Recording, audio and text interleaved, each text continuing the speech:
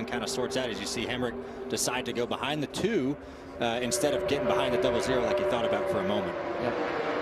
But those are basically all team cars working together in an outside lane. Big machine for Parker Kligerman, affiliated with RCR. You got Sheldon Creed, who drives for RCR.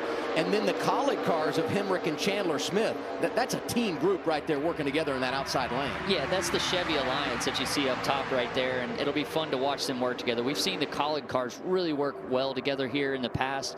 I think you get in there with Big Machine and RCR, they should be able to control this race when it comes to the Chevys. And you see Allgaier wasting no time. You know, that's the bad thing about having really only 2 Fords at the front with Custer and Herbst. Cole had no help, you know, and Justin was ready to shuck him out there. We talked about the manufacturer alliances, and that's something that Cole's going to have a little bit of trouble with today, of being, you know, not many blue ovals out there. Don't look now, but that 21 has been coming on the top pretty fast, I believe, on the 3rd lane. It's already made up a ton of ground. Well, maybe I'm wrong. I was looking at the wrong car. It was a blue car. It was coming fast. Off the back now.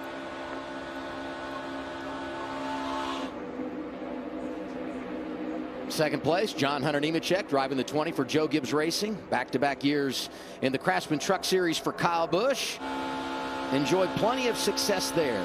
And racing here at Daytona, a place where his father won twice, the '92 Xfinity Series champion.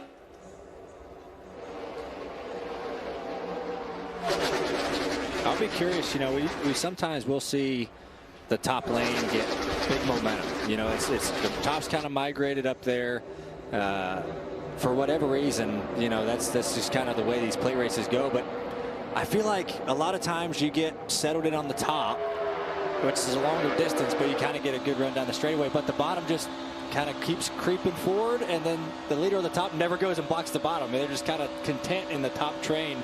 I love to tell you why that is. As you see, Justin actually made a good move to block the bottom, but you'll see these surges all day from the middle, top, bottom lane, kind of go forward and back, and that is all about how aggressive, you know, the top 3, 4 cars in that lane want to push and kind of get momentum, and you'll see that kind of play in all day. Yeah, and as we go green longer, the handling starts to become an issue, and that's another reason that top line seems to be able to allow cars that aren't handling as well to be able to hold on in the pack. The guys that have a handling setup seem to be able to run that bottom a little bit longer. Hemrick sliding down to the inside. That car in the middle, the 10 of Justin Haley, started 15th, but has worked his way inside the top 10 in the early going of this race. A 2-time Daytona winner in the Xfinity Series. Also won a Cup race here. Yeah, Justin Haley is one of those guys you just see at the front of speedways when it matters. He understands, you know, positioning and how to get there. Yeah, the 21's creeping right through the middle here. That was kind of the opening he needed, right? If you kind of can get 3 wide and 3 lanes, the middle is pretty good. I've always enjoyed, you don't see the middle much now with this new car that we run, but the middle was always really inviting with the older car.